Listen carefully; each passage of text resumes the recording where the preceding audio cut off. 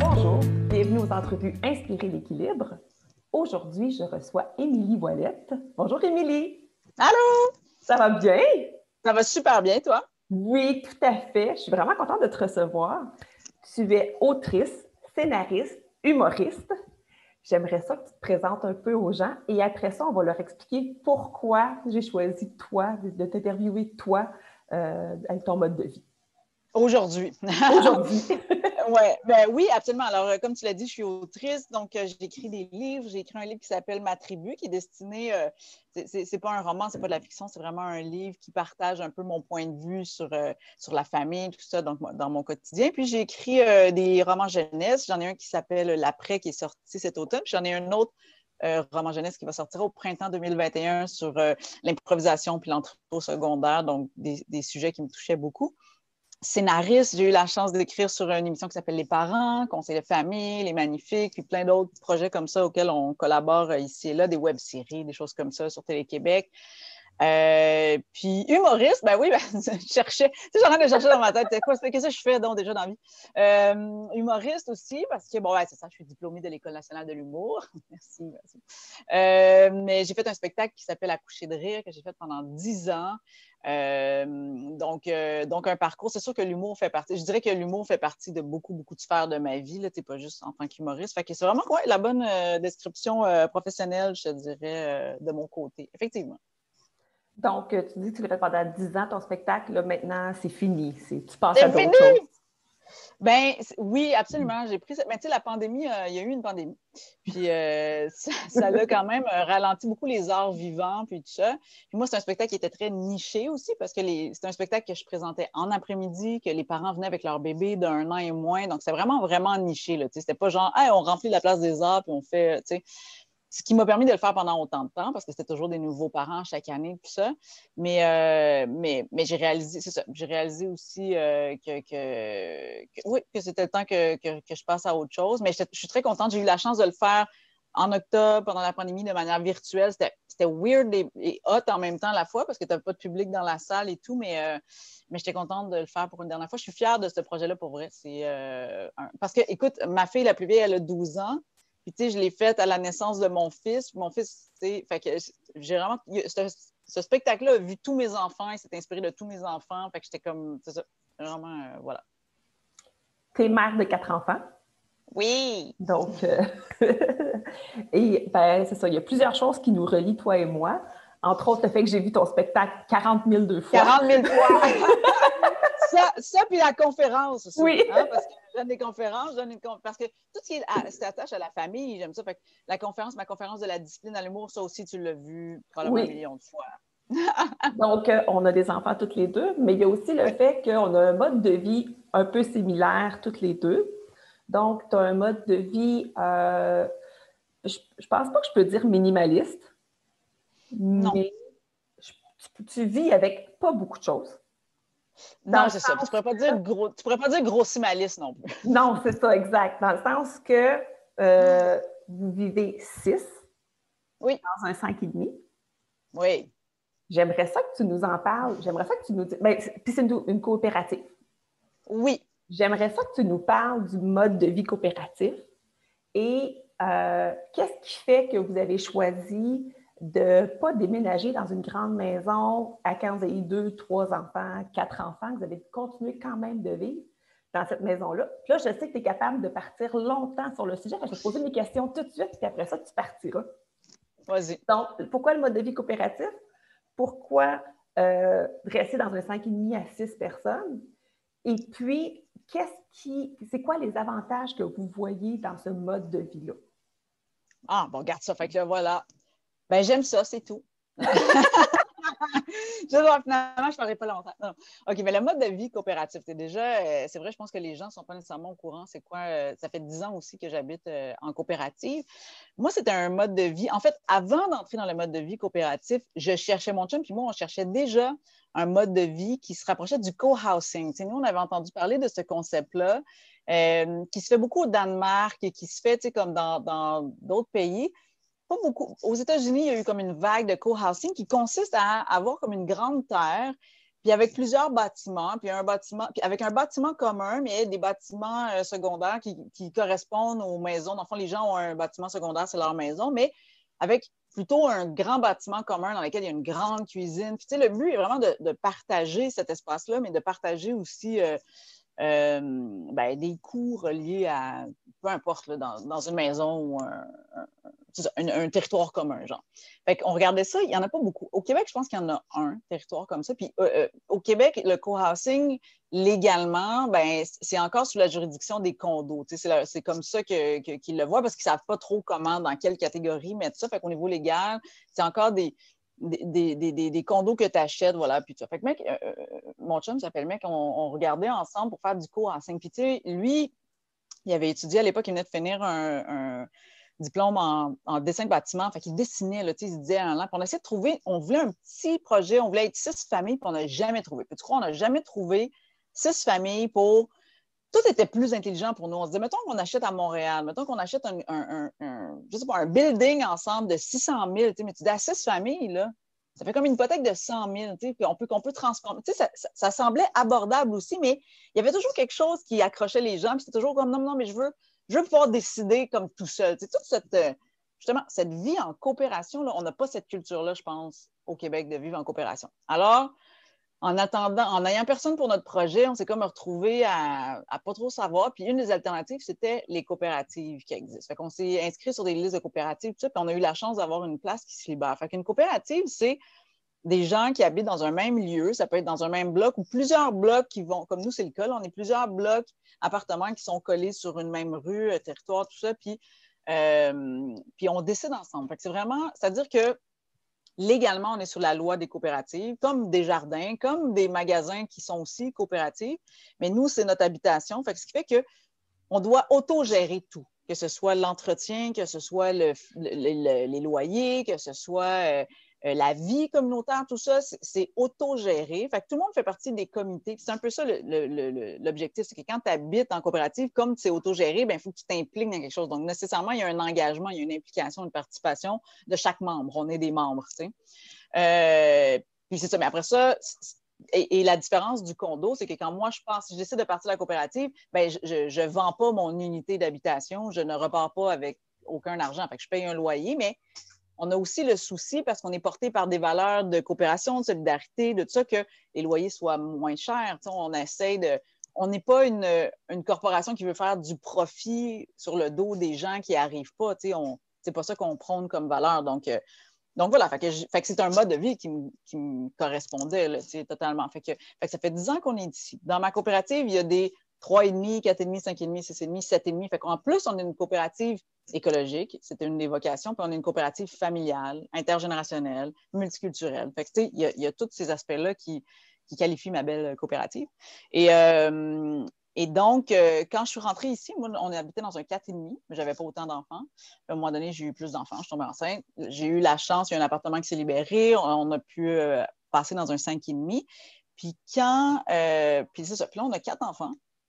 Puis on a eu la possibilité d'aller dans un appartement plus grand. Puis à ce moment-là, il y a eu vraiment une réflexion qu'on s'est faite. On s'est dit, hey, si on passe dans un appartement plus grand, c'est sûr que ça va nous coûter plus cher. C'est pas énormément plus cher, mais c'est quand même plus cher par mois. Mais c'était aussi l'idée de dire, on va avoir une pièce de plus, oui, mais ça va être plus grand, puis on va la remplir. Alors que moi, j'étais dans une réflexion de, non, on se débarrasse de choses, on jette des choses, on n'a pas besoin de choses. Fait que je trouvais que c'était comme contraire à. Puis, ceci dit, pour moi, ce n'est pas à vie. C'est-à-dire que je ne sais pas ça va être quoi les besoins de notre famille dans 5 ans. Peut-être qu'un jour, on va aller dans un 6,5 quand je vais avoir 4 adolescents, puis qui vont manquer d'espace. Parce que pour l'instant, ils sont 2 par chambre. J'ai 2 enfants par chambre. T'sais. En fait, on est tous 2 par chambre. Je suis dans la chambre avec mon chum, fait qu'on est tous 2 par chambre. C'est égal pour tout le monde. Mais c'est ça, pour moi, ça ne faisait pas de sens d'aller dans le plus grand. Le besoin n'était pas là. C'était plutôt de dire comment on peut être heureux dans ce qu'on a, puis comment on peut réduire pour que ce qu'on a avec nous, ce soit utile et non pas superflu, mais en même temps, on ne s'est pas privé. Là. Je ne suis pas en train de me dire comme oui, on a juste une serviette, puis c'est ça qu'on. C'est pas ça. Là, fait que. C'est pas la simplicité volontaire. Non, c'est ça, c'est pas la simplicité volontaire. Non, c'est ça, c'est pas la simplicité volontaire, mais c'est une volonté quand même de réduire. Je dirais ça comme ça. Puis je pense que quand on commence à avoir cette réflexion-là, en tout cas pour moi, je ne pourrais pas passer d'un extrême à l'autre. Des fois, c'est des petites affaires, puis après ça devient acquis. Puis quand c'est acquis, tu passes à une nouvelle étape. Fait que je dirais que, je ne sais pas si j'ai répondu à tes 3 questions de base, je ne me rappelle plus trop, c'était quoi la troisième, mais en tout cas, j'ai parlé des avantages. Ben, c'est ça. Je t'ai rendu là. C'est ça, les avantages. Ben, OK. C'est sûr qu'il y a des défis aussi, il faut le dire. Là, on est beaucoup dans pas beaucoup d'espace, fait que la tension peut monter rapidement quand tu as besoin d'espace. Mais en même temps, ça l'a fait l'effet inverse, ça nous a appris à vraiment, il faut se trouver des outils pour mieux communiquer puis pour vraiment se respecter nos espaces. Je dirais que mes enfants ont des lits superposés. Puis, tu sais, comme leur lit, c'est vraiment un espace de bulle, je pense qu'il faut respecter. Fait que si ma fille est dans son lit en haut, puis elle ne veut pas que les autres y aillent, même quand elle n'est pas là, ben, on respecte ça. Là, pour vrai, là, c'est ton espace, puis ils l'ont décoré. Puis, c'est comme ça devient comme une espèce de petit véhicule, je ne sais pas comment dire, c'est comme là-dedans, une petite cabane. Puis, je pense que c'est important de respecter ça. Puis c'est ça, mais sinon, les avantages, il y a des avantages monétaires, je ne vais pas nier ça. Là. Moi, j'aime ne pas être endettée dans la vie, puis je sais que c'est un luxe, puis c'est un privilège que j'ai de pouvoir l'avoir fait, mais c'est aussi relié à un choix de vie que j'ai fait, c'est-à-dire que justement, je n'ai pas la maison avec la piscine, puis fait que pendant toutes ces années-là, on a décidé de rester à ce revenu-là, mais parce que j'aime ça avoir le lousse, je ne sais pas comment dire, mais à chaque mois, de dire, je ne suis pas stressée pour la... Non, on a un lousse, là, fait que ça fait que ça m'a permis de rembourser mes dettes avec le temps, ça nous a permis de faire plein de choses, ça nous a même permis, là, on a acheté un chalet, fait que c'est weird, mais on a acheté un chalet parce que pour nous, parce que moi, il y avait toute la nature, il y avait tout ça, fait que, mais j'aurais jamais pu, comme, je peux pas tout avoir, je peux pas tout faire, là, j'ai pas...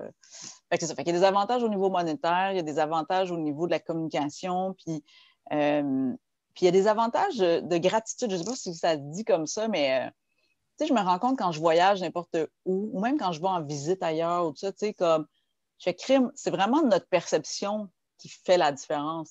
C'est sûr que des fois, j'aime ça aller quand je visite un ami qui a une grande maison, des fois, tu fais comme, hey, pour vrai, c'est hot, un grand comptoir, puis un îlot, puis c'est vrai que ça me fait ça, mais après ça, je me rends compte que, ah ouais, OK, mais je suis chez nous, puis dans le fond, moi, c'est quoi être chez nous? C'est être avec ma famille, plus que le lieu physique. Mais mon lieu physique, je m'arrange pour qu'il soit confortable, puis ça marche. Fait que, ouais, c'est ça. Puis justement, tu disais que ta fille, ta plus vieille, elle a 12 ans. Oui. Comment elle perçoit ça? Parce que c'est sûr qu'à l'adolescence, ça change un peu les perceptions. Ouais. Parce que petits, ils n'ont pas besoin d'espace. Ils n'aiment pas avoir d'espace. Plus qu'ils grandissent, plus qu'ils en ont besoin. Est-ce que justement, elle commence à exprimer qu'elle aimerait avoir plus d'espace, ou pour elle, c'est tellement ancré dans le mode de vie que ça va comme ça? Oh non, je pense qu'elle trouve ça difficile. Elle trouve ça difficile, okay. Mais elle trouve ça difficile depuis qu'elle a 3 ans, genre. Dans le sens que parce qu'elle a toujours été dans la même chambre que son frère, tu sais. Quand on habitait dans un 4,5, elle était aussi dans la chambre. Fait qu'elle a toujours été, elle n'a jamais eu sa chambre à elle seule. Puis quand on est déménagé dans le 5,5, mais mon 3e enfant n'était pas né encore, j'étais enceinte, fait qu'elle a eu un moment, en fait, pendant longtemps, elle a eu sa chambre tout seule, parce que ma 3e a été dans la chambre avec son frère, puis c'est juste ma dernière, c'est ma dernière qui... Fait que ma plus jeune est avec ma plus vieille dans sa chambre. Fait qu'elle a eu sa chambre pendant un bout, mais ça a toujours été tough, pareil, parce qu'elle, on lui a donné la plus grande chambre. On lui a donné la chambre des maîtres, mais en disant, on va aussi mettre les jouets dedans. Fait que, tu sais, tout le monde a comme toujours eu le droit de rentrer dans sa chambre pareil, parce que c'était comme, c'est là que tous les jouets sont. Fait qu'elle trouve ça tough. Je pense qu'elle trouve ça tough, puis elle rêve. Tu sais, elle, quand elle parle de son futur, elle rêve d'une maison, puis d'une grande maison, je sais pas combien d'étages, puis tout ça, tu sais. Fait que des fois, je me demande si on n'est pas en train de créer l'effet inverse.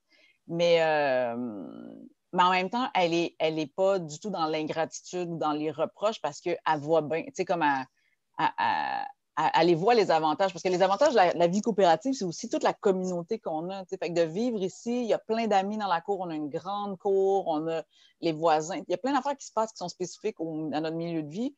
Fait qu'elle le voit. Mais c'est sûr qu'elle aimerait probablement ça aller dans un appartement plus grand. Mais, tu sais, je sais pas comment dire. Moi, je suis le genre de mère... Je me sens pas coupable de ça. Je sais pas, j'ai l'air peut-être atroce, mais dans le sens que je me dis, c'est correct parce qu'elle, c'est ça qu'elle gère. Puis je veux dire, c'est correct qu'elle gère ces émotions-là. Puis moi, ben, je l'accompagne là-dedans, mais en même temps, c'est moi l'adulte avec mon chum, c'est nous autres qui prenons les décisions. C'est pas elle qui va payer un 300$ supplémentaire par mois. C'est pas elle, tu sais, comme. Fait que c'est correct. C'est comme moi, quand moi, je suis enfant unique dans la vie, j'ai été fâchée toute ma vie parce que j'ai pas eu de frères et sœurs. Fait que. Mais c'est correct, tu sais, je vis, puis j'ai eu 4 enfants. Fait que, tu sais, c'est ça, j'ai eu 4 enfants probablement, tu sais. T'as pas besoin d'être psychanalyste, là, tu sais. Parce que j'étais toute seule, puis j'ai demandé un frère à Noël, puis j'en ai jamais eu, tu sais.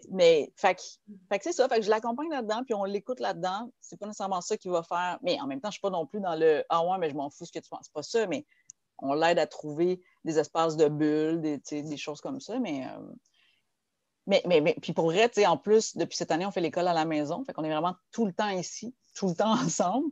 Puis j'avais pas réalisé ça. C'est une amie, qui m'a dit, elle dit, hey, mais vous êtes 6 dans un 5,5, c'est comme tout le temps. Puis là, j'ai fait, ah ouais, ça a l'air atroce dit de même, mais je sais pas, chez nous, j'ai pas l'impression que ça l'est, on n'a pas besoin de grands coins, là, pour vrai. En tout cas, moi, je me sens pas claustrophobe, là, ça va bien. Non, puis moi, j'ai une grande famille. Je suis la 11e d'une famille de 12. Puis, je pense aux les autres, tout ce qui était 20 puis 25, c'était pas des immenses maisons qu'il y avait, là. Donc, ça s'est fait, ça s'est vécu. Puis, moi, on était 3 dans la même chambre pendant un bon bout de temps dans mon enfance, là. Fait que ça fait partie de la vie.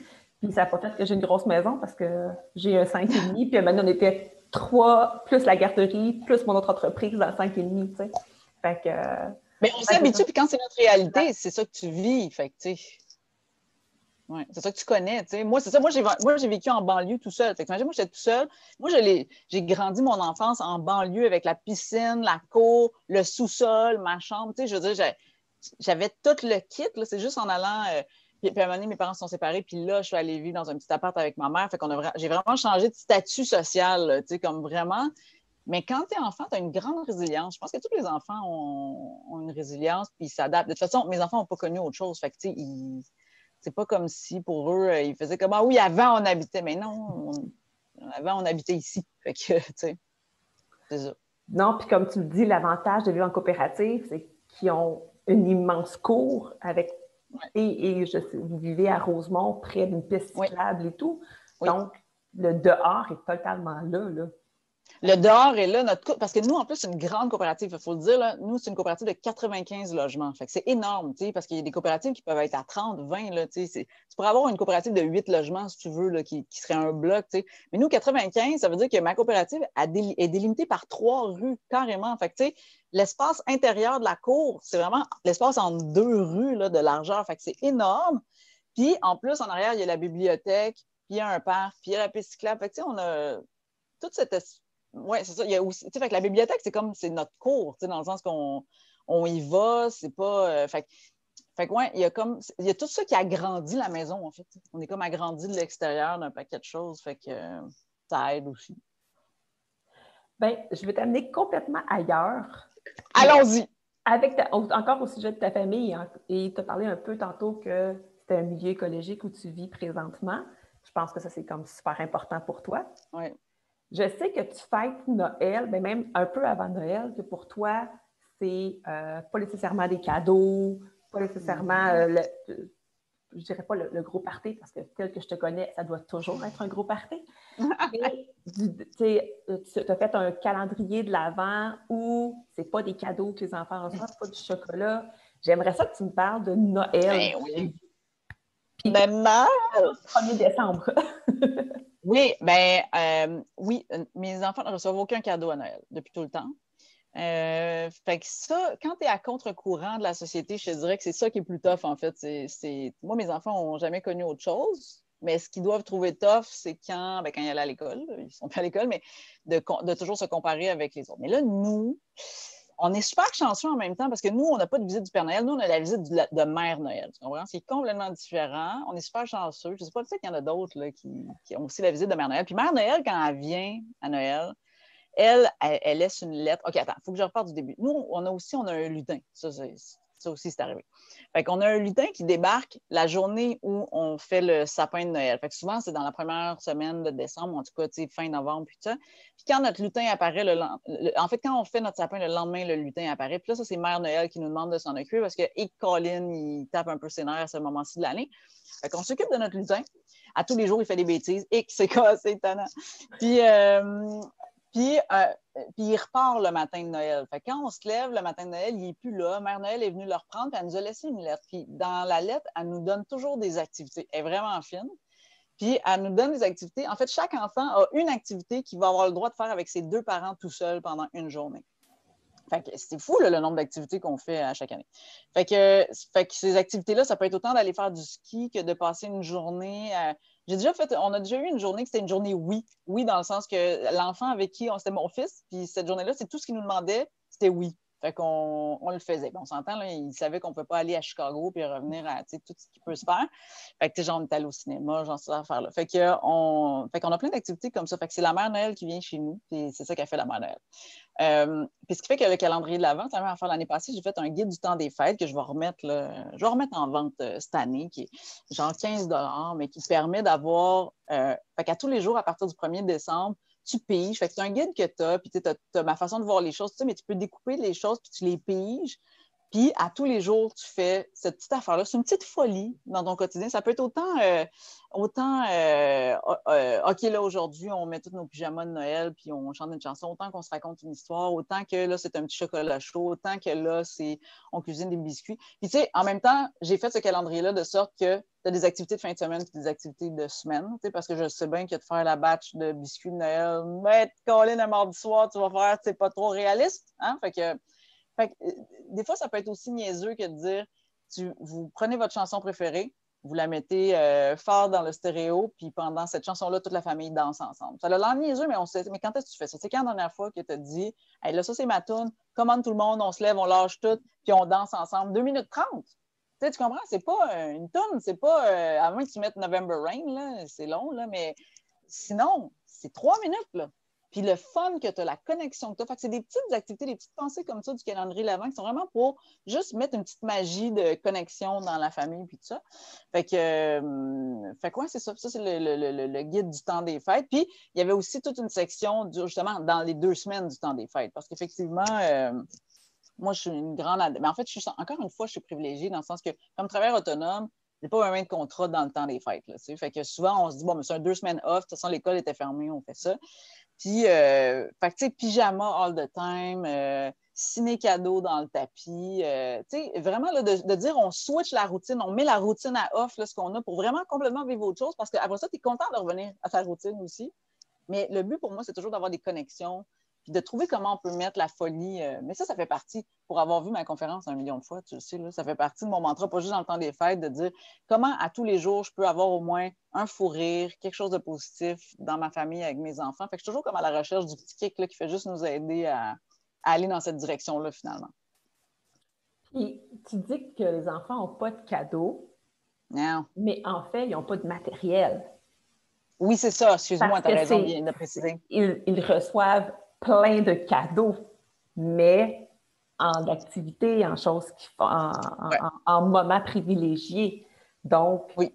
Comme tu le disais, c'est juste ça qu'ils connaissent. C'est merveilleux. Effectivement. Puis, tu sais, pour parler d'un truc concret, parce que je sais que la période des fêtes est une période qui peut coûter beaucoup d'argent à beaucoup de monde. Puis s'endetter, c'est quelque chose que je trouve absurde, mais qu'en même temps, des fois, on n'a pas le choix. Puis tout ça. Puis là, c'est une grosse pression de la société, hein, parce que c'est comme si on se dit, mais là, il faut que tu montres aux gens que tu les aimes. Puis la manière que tu vas montrer aux gens que tu les aimes, il faut que tu leur achètes une nappe. Oui, mais bon. Tu sais, moi, il y a aussi cette absurdité-là dans le côté commercial de dire, ouais, mais elle n'en a pas besoin de nappe. Ouais, mais elle va penser que tu ne l'aimes pas. Ouais, mais elle n'a pas besoin de nappe, puis je l'aime. En tout cas, pour moi, c'est bien absurde.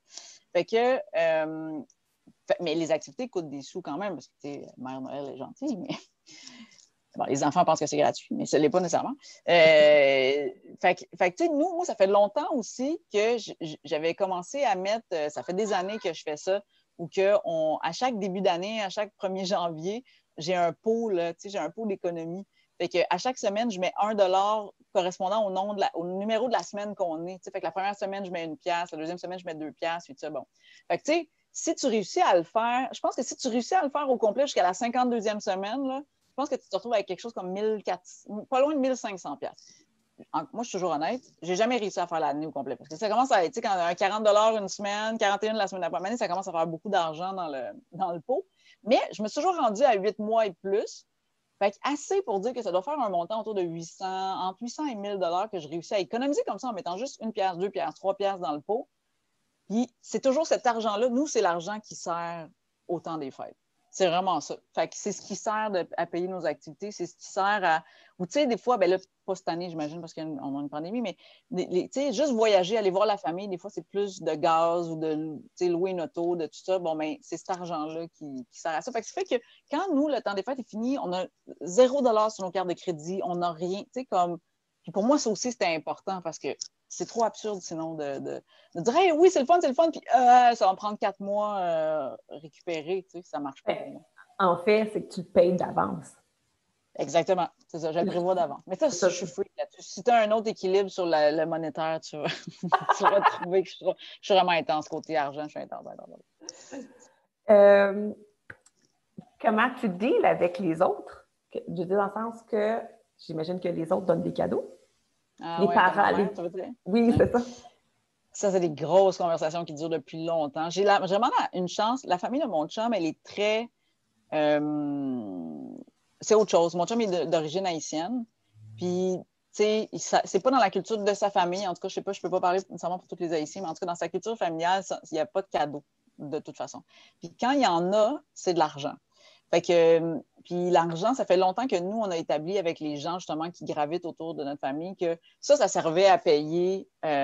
Pour nous, ça sert à payer les activités des enfants, genre parascolaires, là, le hockey, le soccer, parce que pour vrai, ça coûterait vraiment trop cher, on ne serait pas capable. Fait que ça leur fait plaisir, puis on sait que quand ils le donnent, on fait comme ah, cool. Puis les enfants, ils savent ça aussi. Ils savent que s'ils ont pu faire du baseball, soccer, ballet, hockey, comme c'est à cause de ça, sinon, il n'y en aurait pas. Fait que de un, ça. Ma mère, c'est une autre affaire. Mon beau-frère, qui est aussi le parrain, on a comme un... Il m'appelle avant. Il m'appelle, puis il fait comme... Parce que pour lui, son souci, c'est que ce soit utile. Fait que ça aide aussi. Il va acheter des vêtements, il va acheter pyjamas, chaussettes, 4 enfants aussi, ça peut aller vite. Ou sac à dos. Il y a toujours le souci d'acheter, oui, quelque chose pour que les enfants puissent avoir un cadeau matériel, mais ça n'a jamais été inutile. Jamais, jamais, jamais. Ça a été des livres, ça a été tout ça. Puis, comme on s'en parle avant, mais je sens un grand respect là-dedans. Il n'arriverait pas avec plein de bébelles qui sont des fois contre nos valeurs ou contre tout ça. Fait qu'il y a un grand respect. Ma mère, ça a été une autre affaire parce que ma mère, elle a vraiment dans sa culture à elle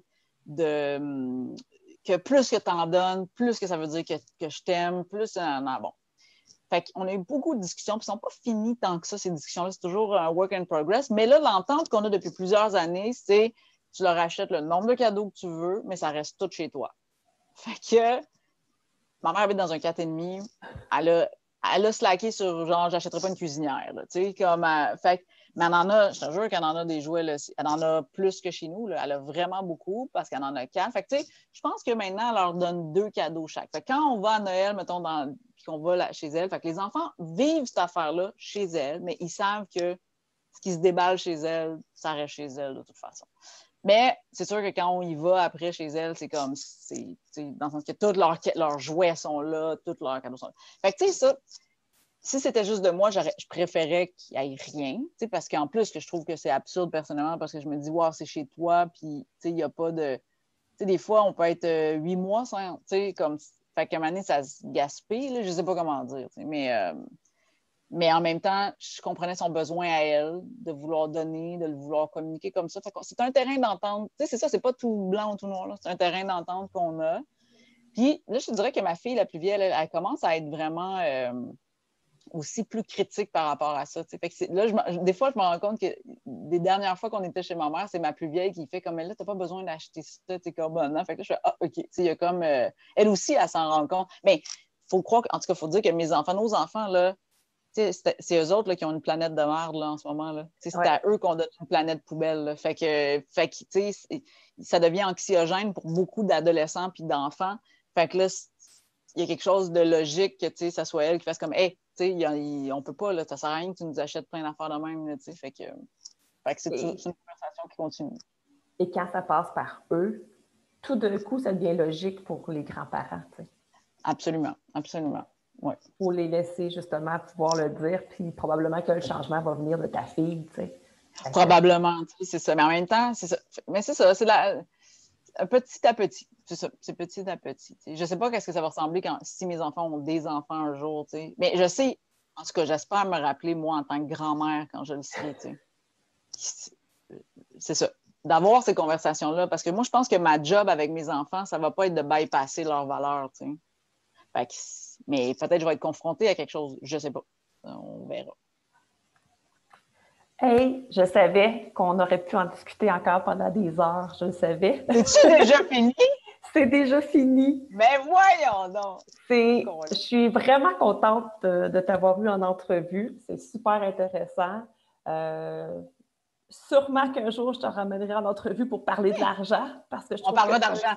c'est un sujet qui est super intéressant, qui est vaste et qui, c'est ça, je pense que c'est une façon de vivre qui est super intéressante. Fait que, merci beaucoup. Puis, merci à toi, j'ai hâte de voir ça. Ben oui, bientôt. Et puis, je vais mettre dans le lien, en dessous de la vidéo, je vais mettre le lien pour ton guide, pour que les gens puissent aller voir ça. Hey, merci beaucoup. Bye.